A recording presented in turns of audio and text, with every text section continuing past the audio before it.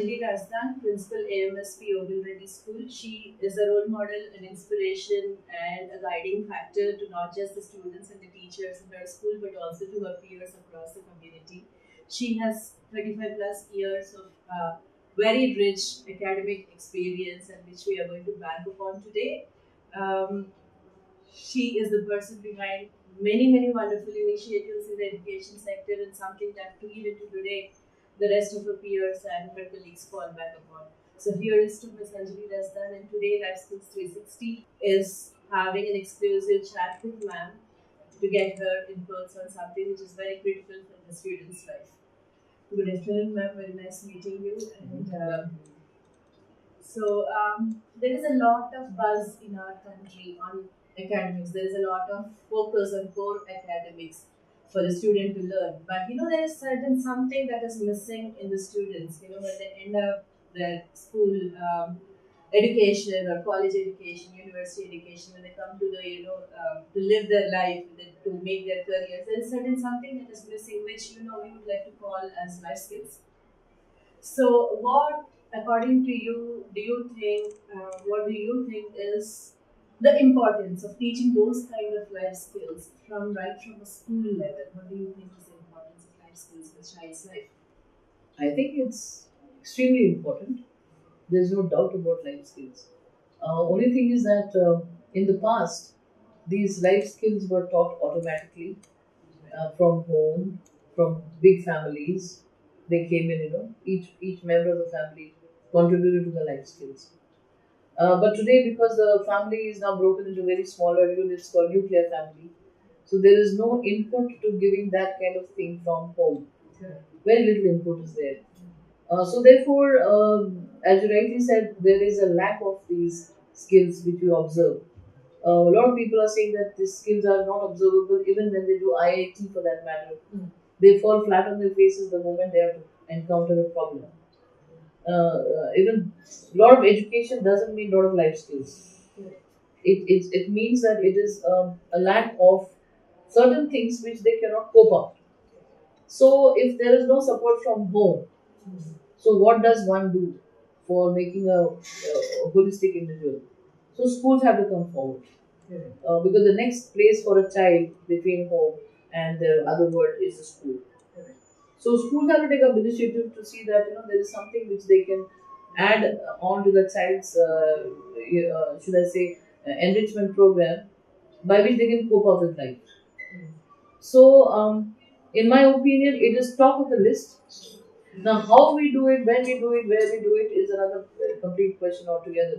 But importance of coping up with life is extremely important. I would say more important than even the basic education itself. The subject academic education is very important as to life skills education. So now that you rightly said this, there is a certain importance that we need to lay on life skills, to make a comprehensive and a very confident child or a future citizen. Do you think parents, teachers, and our society in general, they understand what these life skills are? In your experience, you would have encountered so many of these, and you ever see that there are some parents who would have understood it, not what's their understanding of their how much they would have understood of life skills. If you're talking about contribution of life skills by parents, do parents understand that there is a necessity for the child to learn life skills per se? Yes. I think there's nobody who doesn't understand. It's a question of whether you accept it or not. Even today's parents, for that matter, was yesterday's youngster. Absolutely. Right? So if they were yesterday's youngster, they have also not been exposed to life skills. That's my personal opinion. I may be wrong. A very old parent, for that matter, yes, probably has been from that era where life skills is given from home also. But a new young parent today is also not exposed to life skills. And their job is such and their environment is such that it is constantly creating a pressure on them. So, how will they cope up first? I thought, let's go to life skills for parents first. So, how will they cope up? Probably they're coping up because now they're grown up. But then the child, of course, they have to cope up. So, I don't think the parent understands how to make a child cope up because they're very busy. Absolutely. So it again comes back to the school. If it's a good school, if it's a conscientious school, that we can okay, we have a child, let's go beyond teaching. Let's go and adding certain values to the child so that they can cope up. Which the parents cannot also give them any kind of measures to cope up. It's not coping up is not in the book. Absolutely. Coping up is not a subject. Exactly. So therefore, how do you cope up without being taught? Right. Very, very important. And that's where the school comes in, and that's where a kind of a situation comes in, approach comes in, which can make it possible, right? And that's where we are talking about it. Let's compartmentalize this. Don't actually compartmentalize it. You have to make it, get into all the places. It's like an octopus. This life skill is not isolated. It should be in every subject. It should be in every situation, and it should be with every person. Very important. So I will go one step further. So let the life skill be taught to a teacher first, a parent also, and then the situation around them also, and then of course it goes to the child easily. Otherwise, it goes to the child, but it's difficult. Both ways it will go into the child, anyways. So, in the kind of situation that children are today, the kind of parents lacking a certain kind of life skills, teachers not probably not every teacher is fully equipped to impart those kind of skills. What do you think is the best methodology to teach life skills to students? I think an organized way with hands-on, hands-on. It shouldn't be just bookish knowledge. It should be something where they can actually get into the skin of the role. So therefore, it would be in activities definitely. This is life skills, not exactly a textbook matter as we said earlier. It should be having some sort of exercises, activities, role plays, and a very research curriculum. It should be having a curriculum. If you don't do that, it is still possible, but it will be very very haphazard. Then one jumps from one attitude to another value without understanding that did I clear that, did I touch upon that, did I touch upon this. Secondly, age appropriateness. We are talking about an 8th standard child, and we are talking like a 2nd standard child. It would not be proper to put up what a 10th or 8th standard needs to what a 2nd standard child needs. So that's the second thing. So all this, if you put together, this is called curriculum. It could have a curriculum design. It could have age appropriate approaches, and I think that is what makes it more professionally, attributable. I would say. If you just make it earlier when they were having life skills, as I said, at home, where parents would give it or grandparents or anybody else who were in the family, that was not age appropriate, nor was it, I would say bookish, nor was any curriculum made for that. Correct. But it was still very, very effective because there were various people in the family. There was an aunt who was younger, and there was an uncle who was older, and there was a grandfather who was, one age, and there were a lot of inputs from a lot of people. So there was a book actually, there was a curriculum already there in the form of people, and then the society also added and everything else. But today, since we don't have that, we better make a curriculum, make a design, and then present it. So it at least is quite close to what it was earlier. So we are talking about imparting life skills to students through a curriculum based, age appropriate based, kind of a thing. It's not a one solution fits all kind of an approach. So what do you think is the role of teachers and parents in this kind of an approach? How much should they contribute in terms of imparting these essential skills to the students? What do you think? I guess there is no option. Teachers and parents have to have a role. There is no third party. Who is the third party? The book maybe. So teachers play an important role because almost 6.5, 7 hours of the child's time is spent at school. So a good amount of their physically active time is there. Parents play another important role because more of the dinner time, lunch time, and stuff like that. Not lunch time, dinner time, then play time, sleep time is with the parents. Learning is not so much there as much as observations are there at parent at home. But in the class there is learning. So if there is learning, so teacher's role is, I would say, a little more important now. Because they're very much most of the time with them. But I guess I still feel role plays, storytelling are methodologies. If it is not done by a person who is sensitive, I think it becomes again very, very artificial. And a student today is very smart, very, very focused. They understand the difference between artificiality and reality.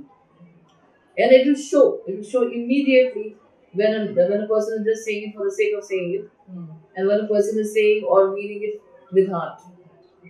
So, therefore, I think it's very important that we sensitize even the teacher who is imparting this. We can't sensitize a parent; there is no choice there. But teacher, because that's in our hand, we better sensitize her. So the teacher should be first informed, told, taught, rehearsed, recceed, and then the teacher should be said now. Now that you understand the essence of this, now impart it to the child. And I think then it's going to make a good amount of dent in the child's perception of life skills. Else, it's going to be taught today, forgotten tomorrow. Or I've seen some children sometimes, not all, that they learn this life skills, right? Taught. They go outside and then they have a fight.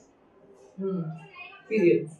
Fight with another child, push them, box them. No, because he told me all that what is told to them doesn't apply because it's very spontaneous. The fight was spontaneous. So therefore, in such situations, I would say there should be spontaneity coming even when they're teaching.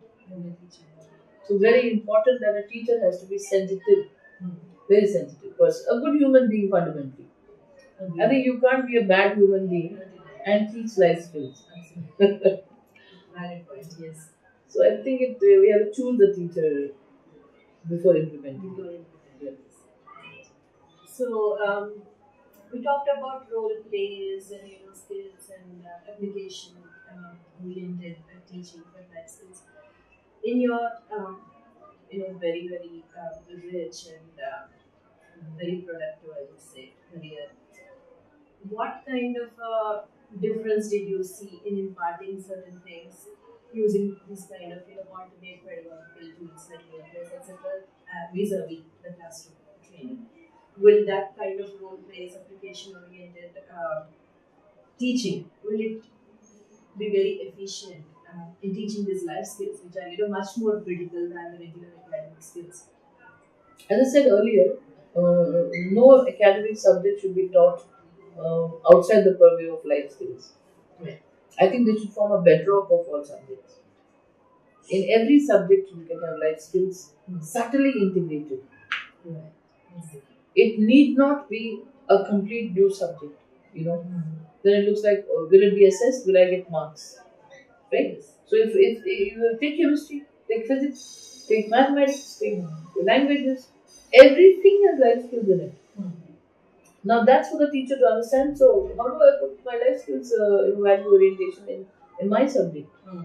Let's take chemistry right now. Right now. So where is chemistry that you see in your life right now? Yes. I see my colored sari. Color is coming from the chemicals. Now if I say in today's villages they make colors out of flowers. They make colors out of some roots of trees and stuff like that. Natural colors, vegetable dyes as they call it. And then they last longer and then they're more user friendly. So therefore, should we take that? Should we take chemicals? If we take chemicals, it might be this thing. So this is values. What is this? This is life skills. Then many of them are not even knowing that the color is coming from flowers or natural dyes. Today's child doesn't know that. They're grown up with chemicals. Yes. So can the teacher not put these small ways of their subject with life skills? Okay, then comes about any other subject, mathematics. You can talk about physics. You talk about music. You talk about integrating music with math with life skills. Right. See, there's no scope, there's no end to this. It's a vast arena. It's like a Pandora's box. The more you open, the more it comes out. Right. I think there's no beginning, there's no end. It's like we say Om has no beginning and end. It's something like that. So let's start on at least somewhere where it can have an impact. One impact will lead another, third, fourth, and there will be a chain reaction. And I think it will take a little time because nothing can start very fast. And if it does start, then it's something wrong. Everything has a natural incubancy period, that it starts, then it's baby, then it toddles, then it's teething problems, then this, then that, and ultimately it stands on its feet. So one has to wait for that time to reach there for it to then actually get into this. In today's world, adding on to what I'm saying, in today's world, as much as we see problems, we also see solutions, by the way. It's not only negative. Many people think it's negative, but no, there's a lot of positivity also. Today, if we are talking about life skills, why are we talking? So we are talking because there is a lot of positivity and experience positivity now. Let's cash on that and take it forward. So, Ovalready School has been using life skills since last academic year. So it has been the year number 2 for you for using life skills 360. What has prompted you to start life skills 360 as a part of the core academic curriculum for the school? I still remember the day one young girl entered my room, and it was a very normal day for us, but busy. Then a lot of fights had taken in the school. Somebody had taken somebody's water bottle. I still remember somebody has pushed somebody in the bus. Somebody was bullying in the bus. Complaints were there, slightly, rolled over the other, and it was one of those days when this young girl dropped into my room. And then she talked about life skills, education. And I thought, okay, there's another one who's coming and trying to tell us, you know. But when she did say a couple of points, she says, and young girl talking like an old person. I think that is what struck me. Is she's talking certain things which were so meaningful. Where she said, we can't teach this, but we have experienced this. And when we do experience this in this manner, then I opened one page, I think she showed me something. I opened that and I saw there were certain activities there. There were certain realistic situations there which could make this teaching learning process or disseminating process so much easier. Because until then, I had not come across life skills as a genuine methodology of teaching. I just they were talking life skills in the air. Then life skill was more of question answers, and it was more of marks. Nice. Here I saw something which was neither question answers nor marks, but simulations of real life. So I put one and one together and said that makes sense. So then I asked a little more, so where did you get this certificate? And she said, like this is the organization we're looking into, making life easier for the child to do these areas. So one thing led to the other. I said that put my antennas up and having experienced a bad day, with all the bullying and stuff like that. I wanted to give it a chance and see how it works. And I think then the rest is I call you. I think you came in with her and we explained details about how it works. It further reinforced my thoughts that no, I think this is not the usual type. This is something very different. The organization, the concept. And when we did that, and then finally we said, let's take a plunge. But one of the plunge was, I want my teachers to be sensitive, which was my first condition. I want my teachers to know what they're doing. And that's where your sentence says, no, of course we don't do it without, getting it on to the teachers. I think all that made a huge paradigm shift in my thinking, saying we have come to a stage where this book makes sense. Because it's not a book. I thought it was more of a living, a tutor with a lot of support. Very true. And therefore, I think it made a lot of sense, and then the rest, as they say, is history. Yes. So we are on with it. We are, going on, and despite the fact that this year they said no books, you can have put NCRT books. We still put on this because we thought it's not a book. If somebody tells us why you're putting this book, we say it's not a book. And if you can teach life skills to NCRT, please do that. Let us know where it is. So this has to be some system, and I think it is in this. Period. Okay. As a note, the young girl ma'am was referring to a few minutes ago was Rashmika. She interned with us. She's finished her MBA right now from IMT Hyderabad. So now that we're in year 2 of Life Skills 360 with Ovalready School, did you see any kind of a improvement or maybe difference in the students, their way of behavior, their way of seeing certain their way of experiencing certain situations or the way of reacting to certain situations. Did you see any difference in that? Yeah, Is it yeah, pronounced? Is it not? yeah. I would say difference. I would say change. There is definitely change in the kids. One, I can see that they're happy. Very important. Right. They are happy. They're smiling. They are they're feeling free. You know. Second thing I found was very nice. Better than that is that the teachers are happy. Wonderful. I thought earlier the teacher would think that, oh my god, life skills now another subject to teach. But I guess that is not happening. So they are enjoying. In fact, so much so that I have taken upon myself as teaching life skills. That's in the curriculum because I have to teach.